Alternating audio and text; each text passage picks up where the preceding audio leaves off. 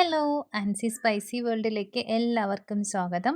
ഇന്ന് തിരുവോണ ദിനമാണ്. അപ്പം എല്ലാവർക്കും ആൻസി സ്പൈസി വേൾഡിൻ്റെ തിരുവോണ ദിനാശംസകൾ. എനിക്ക് സദ്യ എന്ന് പറഞ്ഞു കഴിഞ്ഞാൽ ഭയങ്കര ഇഷ്ടമാണ് കേട്ടോ. ഞാനിങ്ങനെ ഓണം ആകാനൊക്കെ വെയിറ്റ് ചെയ്തിരിക്കുക. എന്തിനാന്ന് വെച്ചാൽ സദ്യ കഴിക്കാൻ വേണ്ടിയിട്ട്. അപ്പം ഇന്നത്തെ എൻ്റെ സദ്യ സ്പെഷ്യൽ എന്ന് പറയുന്നത് ഇഞ്ചിപ്പുളി, ഇഞ്ചിക്കറി, നാരങ്ങ അച്ചാർ, മാങ്ങ അച്ചാർ, ബീട്രൂട്ട് പച്ചടി, വെള്ളരിക്ക പച്ചടി, മധുരക്കറി, പിന്നെ അവിയൽ, തോരൻ, പരിപ്പ്, ചോറ്, 2 തരം പായസം വെച്ചിട്ടുണ്ടായിരുന്നു.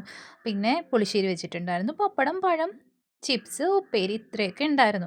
പിന്നെ ആദ്യം നമ്മുടെ തിരുവനന്തപുരംകാർ കഴിക്കുന്നത് ചോറ്, പരിപ്പ് കറി. അതും പപ്പടവും എല്ലാം കൂടിയിട്ട് കൂട്ടിക്കുഴച്ച് കഴിച്ചിട്ട്.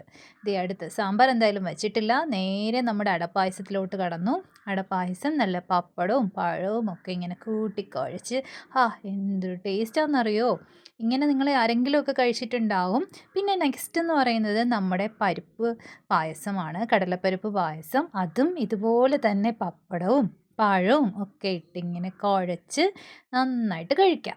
നല്ല ആസ്വദിച്ച് കഴിക്കാം. പിന്നെ അത് കഴിഞ്ഞിട്ട് പുളിശ്ശേരിയും ചോറും ബാക്കിയുള്ള കറികളെല്ലാം കൂടെ കൂട്ടിയിട്ട് എൻ്റെ ടാർഗറ്റ് എന്ന് പറയുന്നത് ആ ഇല തന്നേക്കുന്ന ഇലയിൽ ഒരു ചോറ് പോലും മിച്ചം വരാണ്ട് കഴിക്കുക എന്നതാണ്. ദേ കണ്ടില്ലേ എൻ്റെ ഇല ഇങ്ങനെ ഇരുന്നപ്പം. Bye bye.